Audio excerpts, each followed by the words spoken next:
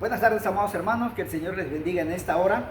Vamos a comenzar con la enseñanza del día de hoy, pero antes quiero recordarles, ¿verdad?, nuevamente, que estas enseñanzas, amados hermanos, háganselas saber a sus hermanos, a sus amigos, a sus familiares. Si son de parte de la iglesia, dénselo a su pastor. Si el pastor es el que recibe, porque tengo dentro de los amigos iglesias, ¿sí?, registradas en Messenger, háganselos ver a su iglesia, porque son enseñanzas muy interesantes. Y hoy vamos a ver una más acerca de ello, la compaginación entre el Antiguo Testamento y el Nuevo Testamento, porque hay personas que a veces dicen que el Antiguo Testamento ya terminó. No, hay una compaginación tremenda entre el Antiguo Testamento con el Nuevo Testamento. Ayer hablábamos del pacto, ¿verdad? Dios le había dicho al pueblo de Israel ya cuando estaba en la cautividad, que los había metido cautivos porque rompieron el pacto. Hablamos desde cuándo se rompió el pacto, desde que Dios les dio las leyes y las tablas de la ley, y dentro de las tablas de la ley, los 4 primeros mandamientos, ellos los rompían haciendo el becerro de oro, ¿verdad? Posteriormente Dios le dice a Moisés: sube, lábrate unas piedras y súbelas, porque ahora tú eres el que vas a escribir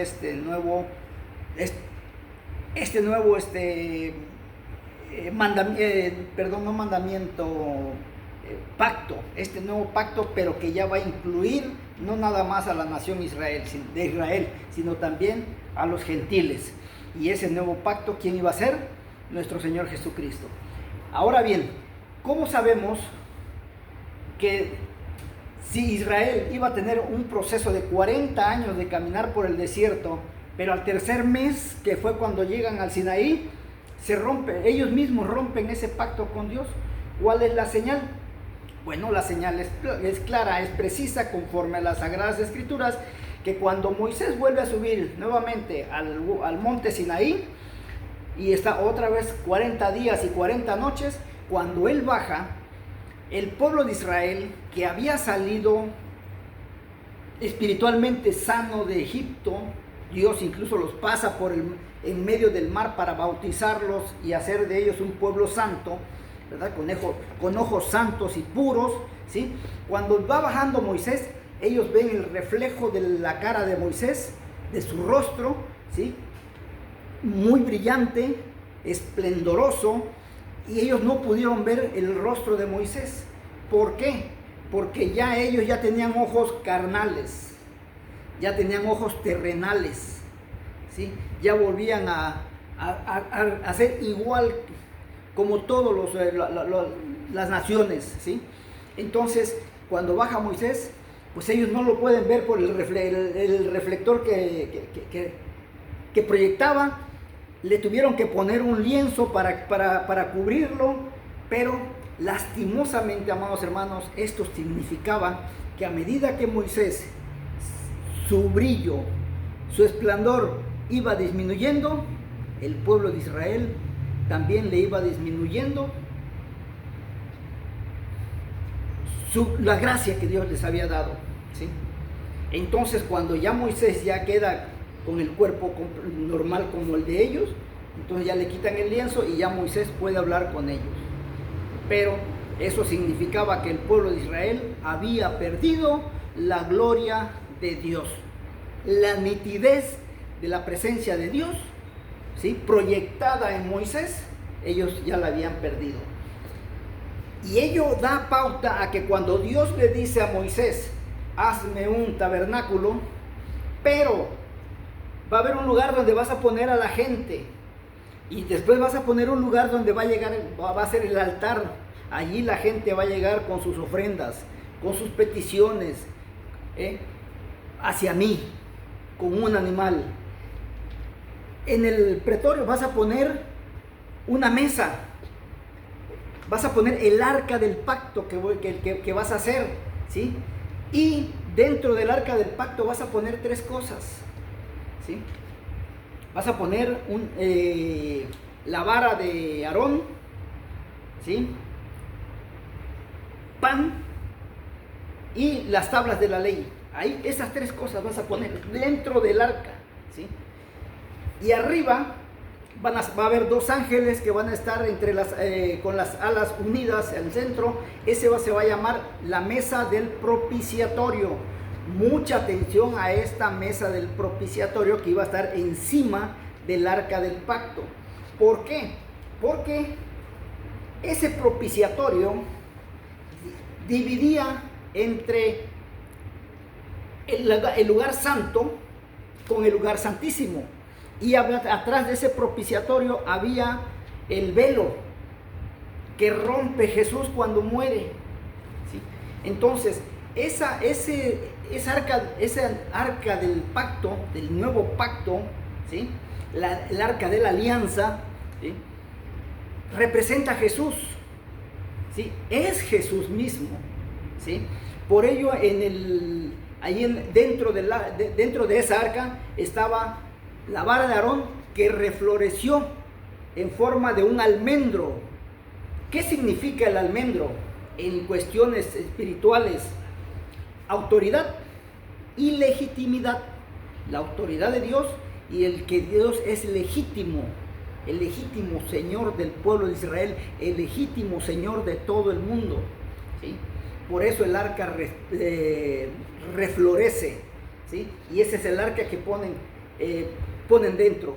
Recuerden que con Jeremías, en el primer capítulo de Jeremías, ¿sí? Dios le dice a Jeremías: ¿qué ves, Jeremías? Y Jeremías le dice: veo una vara de almendro floreciendo. Dice: bien has visto, porque esa vara significa autoridad y legitimidad, y yo tengo autoridad sobre mi pueblo y legitimidad sobre mi pueblo.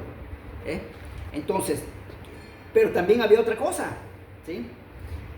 Y dice: y yo apresuro a cumplir mi palabra para ponerla por obra. Eso significaba la vara de Aarón. Pero también había un pan, había el pan sin levadura, acuérdense. Y el pan sin levadura significa yo soy el pan de vida, y el que come de mí no volverá a tener más hambre, que es el Señor Jesucristo. Recordemos que también el Señor Jesucristo, durante su ministerio terrenal, ¿sí? Tenía autoridad y legitimidad. Y la tercera cosa que tenía dentro del arca del pacto eran las tablas de la ley, ¿sí?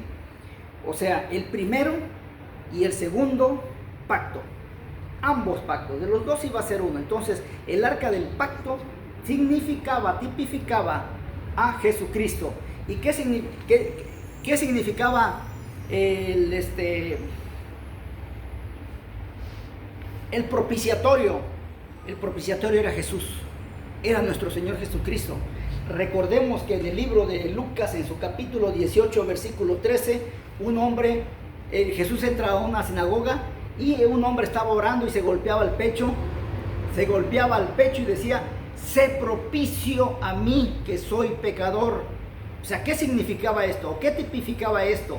Que aquel hombre decía: ya, venga a mí, venga a nosotros el propiciatorio, ¿sí? ¿Quién era el propiciatorio? Jesucristo, que habría de morir para traer la redención del pecado y ser los hombres redimidos. Porque anteriormente, desde que el pueblo de Israel se formó como pueblo y llevaban a cabo el uso de los animales, ¿verdad? La muerte de los animales, el sacrificio de los animales, el pueblo con ello pedía perdón y Dios los perdonaba. Pero ojo, los perdonaba, pero no los redimía. Por eso tenía que venir el Redentor para redimir a aquellos hombres. Por eso cuando Él muere dice que muchos sepulcros se abrieron.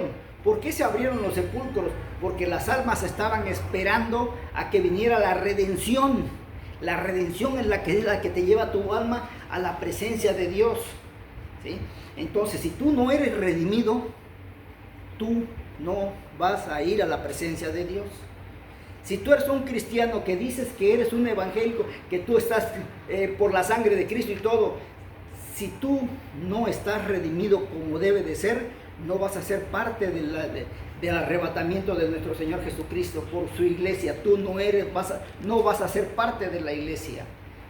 Podemos decir: es que yo ya le pedí perdón a Dios por todos mis pecados. Sí, pero no ha sido redimido. ¿Qué significa la redención? Nacer de nuevo. Y hay muchos hermanos que sí es cierto y le han pedido perdón a Dios, pero no han sido redimidos. ¿Por qué no han sido redimidos? Porque no han nacido de nuevo. Siguen siendo el mismo hombre. Siguen con las mismas costumbres, con las mismas características, con los mismos vicios, con las mismas actividades, con el mismo actuar.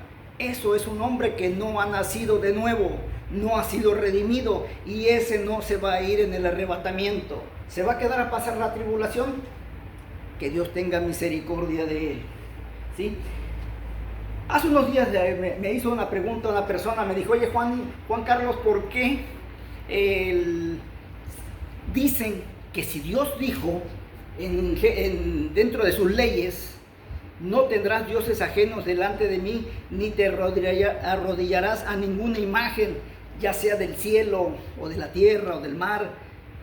¿Por qué Josué se arrodilla ante el arca del pacto, estando dos ángeles allí, que eran imágenes?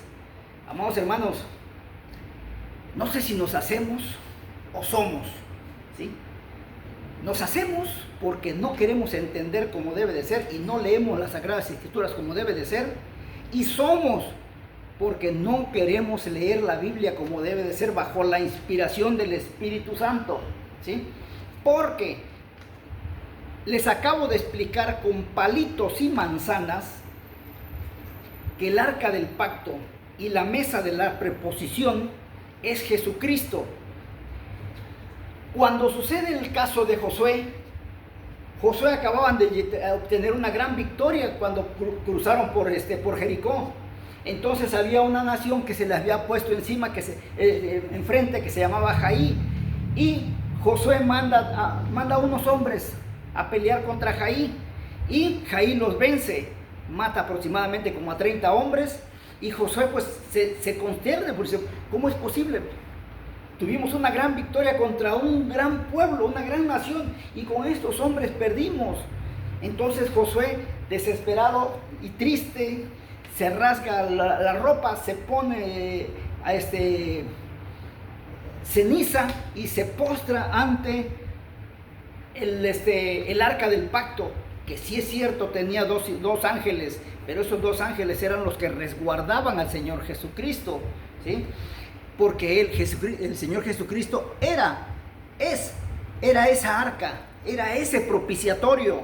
Entonces, la pregunta aquí: ¿ante quién se arrodilló Josué? ¿Ante la figura de esa imagen, o ante Jesucristo, que era el que representaba al arca del pacto, al arca de la alianza, a la mesa de la preposición? El propiciatorio era Jesucristo, y Josué se arrodilló ante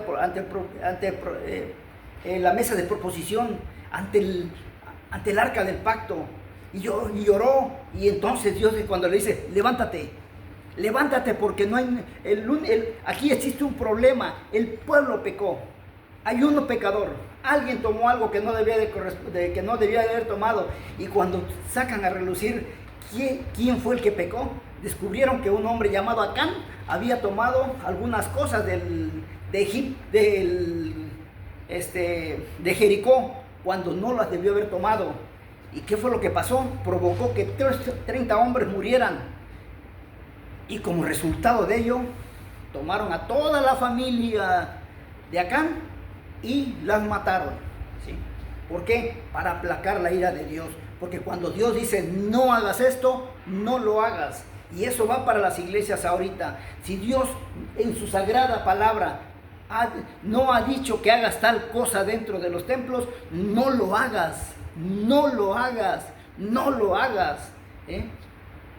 Porque ahorita ya los servicios en los templos es un show, son shows circenses, ¿eh? De circo, de antros, de tugurios, de bares, de cabaret. Es lo que están haciendo ahorita dentro de los templos.